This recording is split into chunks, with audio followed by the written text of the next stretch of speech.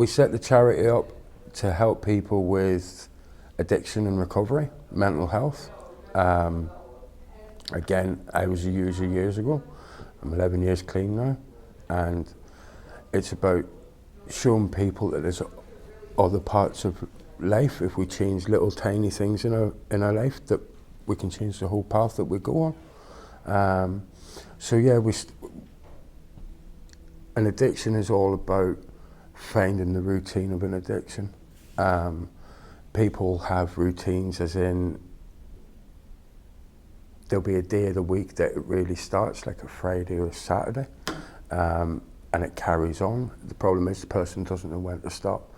So what we try and do is find that day, change the routine, because once you've changed that, you've changed the whole mindset then for the days after, and we'd start putting things in place then.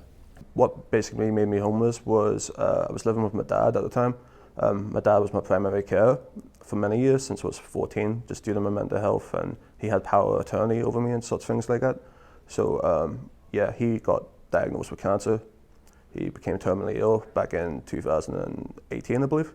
So during that time, me and him were living together pretty much okay. A couple of suicide attempts, mental health was deteriorating at that time as well, but me and my dad had a pretty good relationship, but that started to deteriorate quite rapidly, especially due to COVID and things like that. My dad's cancer treatment was stopped almost immediately due to the pandemic, and his prostate cancer then spread throughout his body, basically.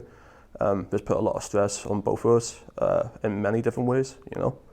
My mental health was just terrible, and me and him would often get into fights, you know, I mean, both physical and verbally. Then resulted in me physically assaulting my father. This landed me in Maghaberry for 4.5 months on remand. It was my first time ever in prison due to COVID.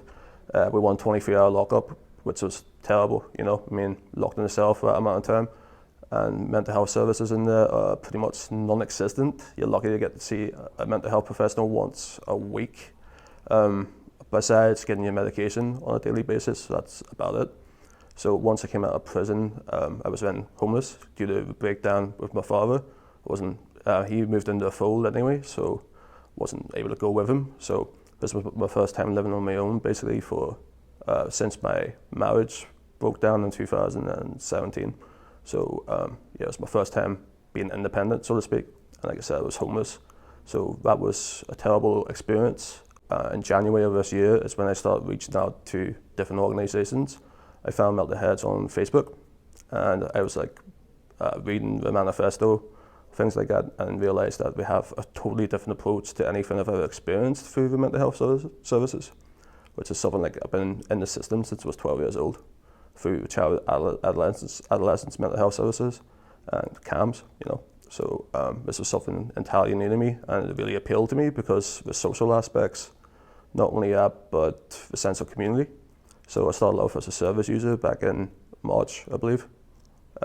So from then, I've been helping around the centre any way I can. Been doing all the graphic design, most of the graphic design anyway. And I've also been engaged in the support groups and things like that. At the moment, we're working with people from 18 up. Once we get a bit better established and maybe another unit, we'll start working with youth as well. But at the minute, it's 18 up. And that, look, we have people from 18 right through to 60, nearly 70 coming in here, you know. And some, like I said, you know, when people realise that they've got a talent inside and you just try and bring that out, their lives change totally. And it is as simple as that.